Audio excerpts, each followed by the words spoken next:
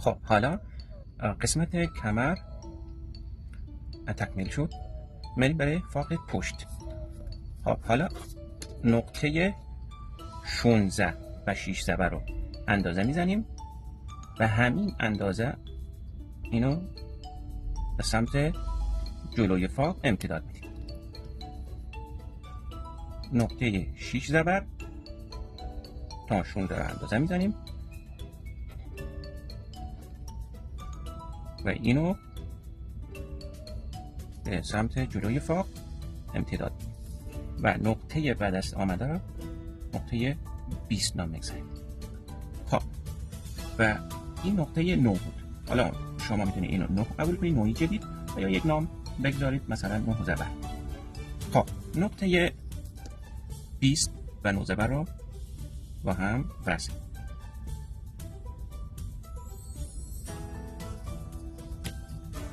و نقطه‌ای که روی خط فاق تقاطع کرده اینو نقطه 21 نام میگذاریم.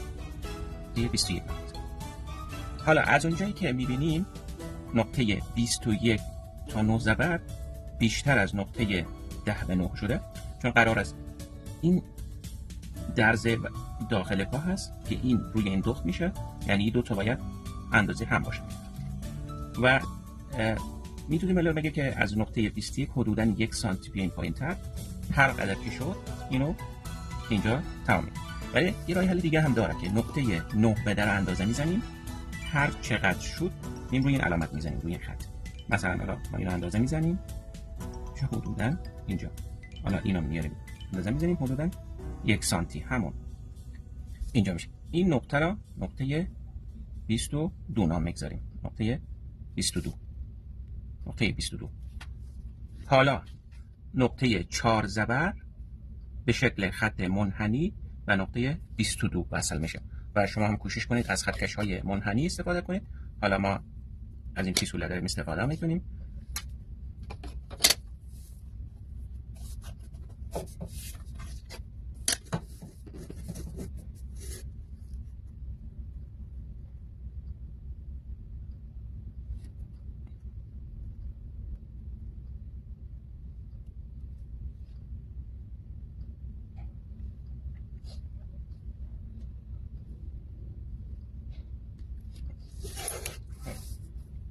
این شد عبارت از فاق پشت.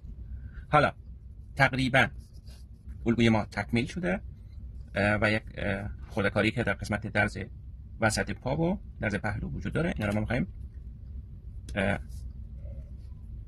یه توضیح بدیم که بالاخره بتونیم یه ذره منظم کنیم. قبل از او ما باید بریم روی کنترل ران حدوداً 3 تا 5 سانتی متر پایین‌تر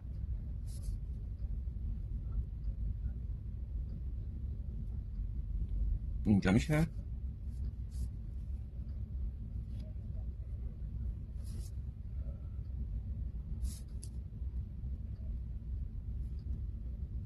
از اینجا یه خط فرضی عبور میدیم، خط فرضی عبور میدیم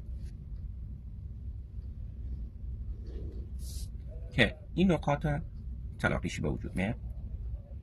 خب ما اندازه ران ما چقدر بود؟ اندازه ران ما 58 بود. گفتم این دو تا اندازه برای کنترل الگو هست که فاق کل و دور ران ما 58 است. خب ما خط فرضی را از این نقطه عبور دادیم که این نقطه و این نقطه تلاقی کرد.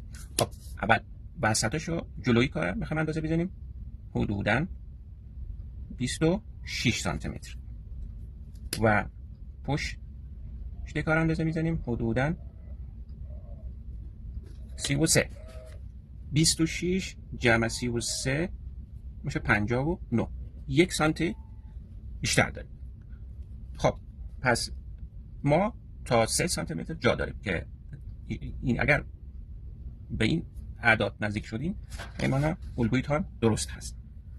و ما اگر بخواین اصلاح کنین میتونین از این نقاط اصلاح کنید. نیم سانتی از اینجا، نیم سانتی از اینجا، 4 نقطه داریم. بخوایم نیم سانتی داخل بیم میتونیم حدوداً 2 سانتی رو کسر کنیم.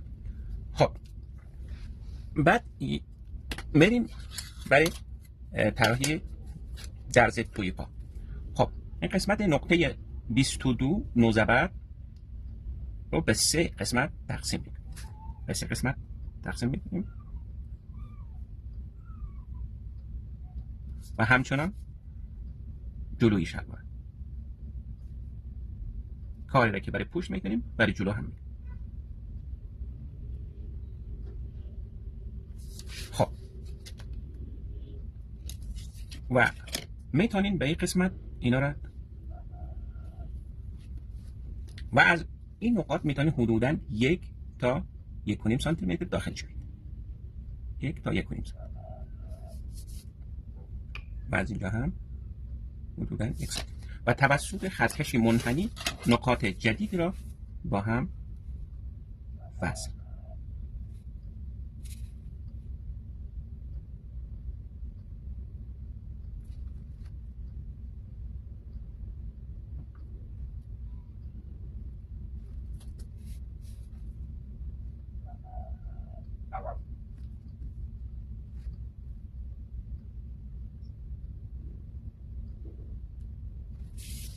که الگوی ما وقتی قرار بریش بخوره باید از این خط بریش بخوره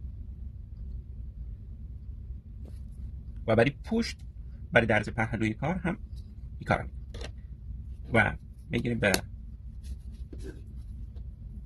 3 قسمت جدا میکنیم.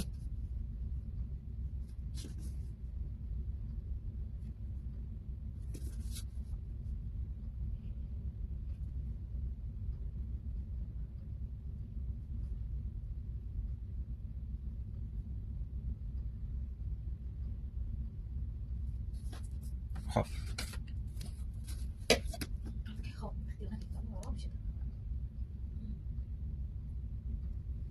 و این نقاط رو با هم وصل و این قسمت سمت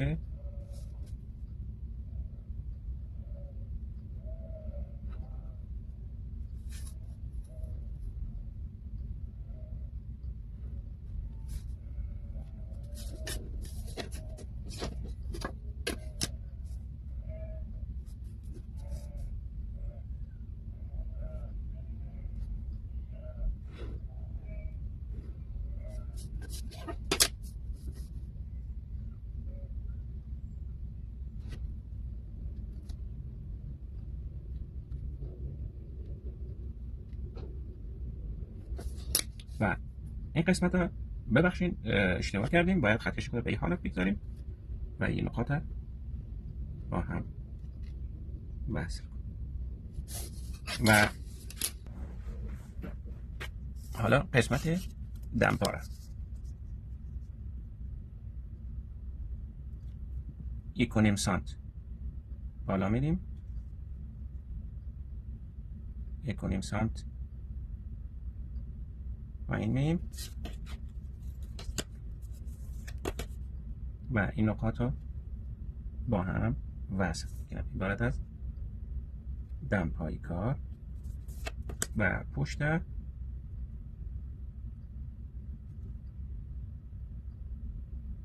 میریم به این نقاط با هم وصل که این عبارت هست استایی شلوار باشه و اینم الگوی شلوار مولر اینجا تکمیل میشه. انشالله بریم برای آموزش های بعدی. لطفاً دوستان بیننده های عزیز، علاقه‌مندای عزیز و هنرجوها، اگر از محتوا خوشتان آمد لطفاً فالو کنید و به دوستانتان شیر بکنید که انشالله آموزش های بعدی را هم با هم یک جا پیش ببریم.